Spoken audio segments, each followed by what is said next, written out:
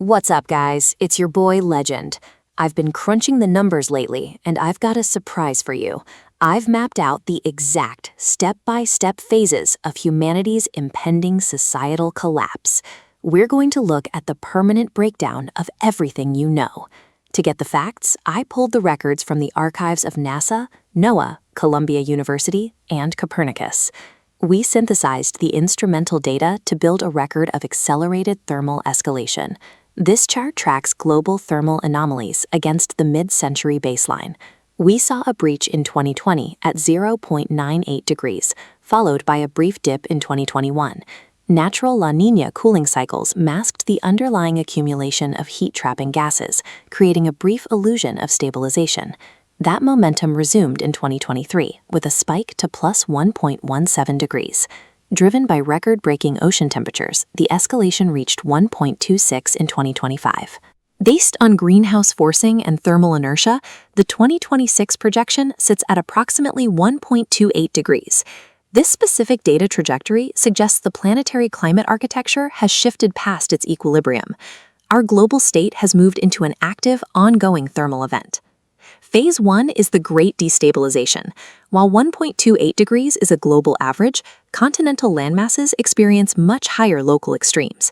When these heat waves align across breadbaskets, we get simultaneous multi-year crop failures. Global calorie production will fail to sustain 8 billion people. At the same time, we hit a hydrological death spiral. Accelerating glacial melt depletes the freshwater reservoirs across Asia and South America. Major river systems dry up, while rising sea levels contaminate coastal aquifers with salt. Physical infrastructure will breach its operational thresholds. Power grids will fail under the cooling demands of a hotter atmosphere, and transit systems will buckle. Our coastal economic hubs face permanent inundation. These failures trigger the erosion of the social contract. Constant crop failures drive persistent inflation in basic goods, which dissolves the middle class and widens the divide between the general population and the wealthy elite. As scientific and civic institutions lose public trust, failed governance becomes the standard. Desperate populations will trade their civil liberties for promises of order and resource security. This is a wet bulb temperature threshold.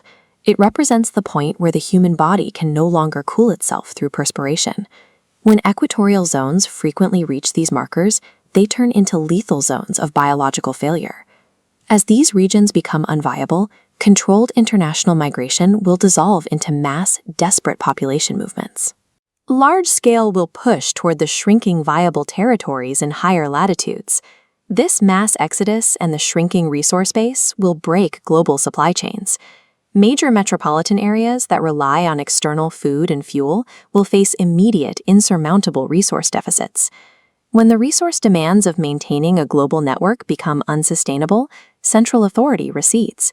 Local militias, cartels, or private security forces will fill the vacuum, taking control of critical assets like water wells and grain stores. Digital infrastructure fragments as power grids and communications networks fail intermittently. Modern civilization will dissolve into isolated, low-complexity survival enclaves. Large-scale production ceases, giving way to an extractive scavenger economy. Surviving groups will spend their lives harvesting the physical relics of the former world just to get by. Digital archives and energy grids will stay down. Historical and technical knowledge will fragment, reducing our complex understanding of the world to localized oral traditions. This leads to the final phase, a divergence of human existence into two isolated populations. The first group survives within the ruins of the old world. Their social organization is tribal, focused on the zero-sum struggle for immediate physical survival. The second group is a tiny elite residing in heavily fortified subterranean environments. They depend on closed-loop water recycling, hydroponics, and independent power. But there's a catch.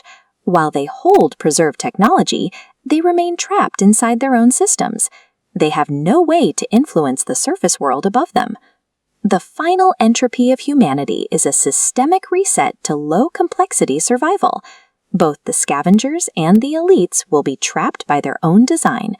Thanks for watching, and good luck out there.